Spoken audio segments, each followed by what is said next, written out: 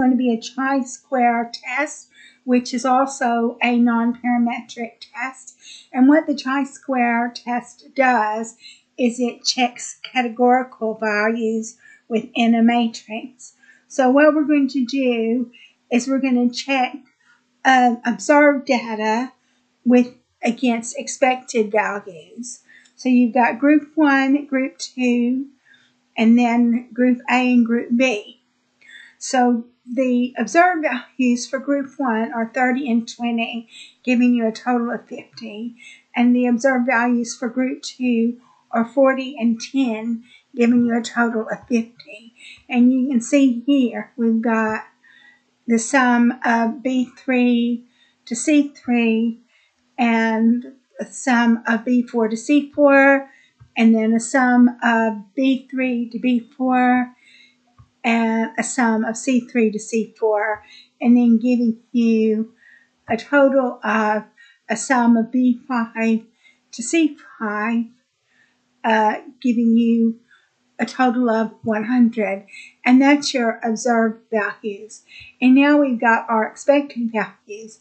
So our expected values for group 1 are 35 and 15, and for group 2 they're 35 and 15 as well.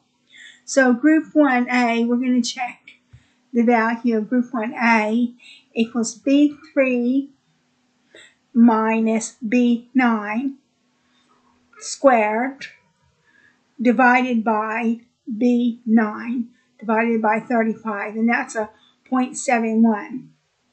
And then group 1B is C3 minus C9 squared divided by C9, and that's 1.67.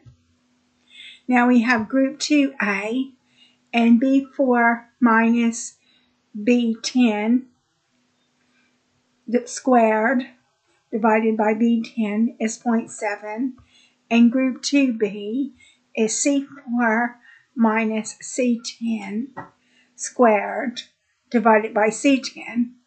And then we check the chi-square test statistics. So your chi-square test statistic is the sum of G2 to G5. So, and then you calculate your p-value. And then the p-value is chi-square dot test B3 to C4, comma B9 to C10. And that gives you your chi-square statistic, which is a p-value. And it's 0.029. And it says you must consult a table to get a critical value, which I tried to do. So your alpha is your significance level, and that's 0.05. And your degree of freedom is count B3 to B4 minus 1. So that's going to be 1 times count C3, B3 to C3 minus 1. So that's going to be 1. So 1 times 1 is 1. So you have 1 degree of freedom. Okay, so you already know, if you've been watching my previous videos, you already know that if the p-value is less than the alpha or significance level, then you're going to reject the null hypothesis. So our null hypothesis is no significant difference between the observed and expected values. And the alternate hypothesis is there's a significant difference between observed and expected values.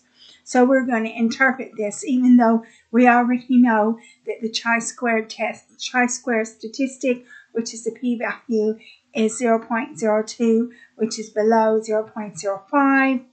You're going to say if G8 is less than G10, you're going to reject the null hypothesis. Otherwise, you're going to fail to reject the null hypothesis. So we already know that G8 is less than G10. So we're going to reject the null hypothesis. So that concludes this video on the chi-square test, which is a non-parametric test. In the next video, we're going to do a Spearman's rank correlation, which is also a non-parametric test. And I hope you decide to watch it.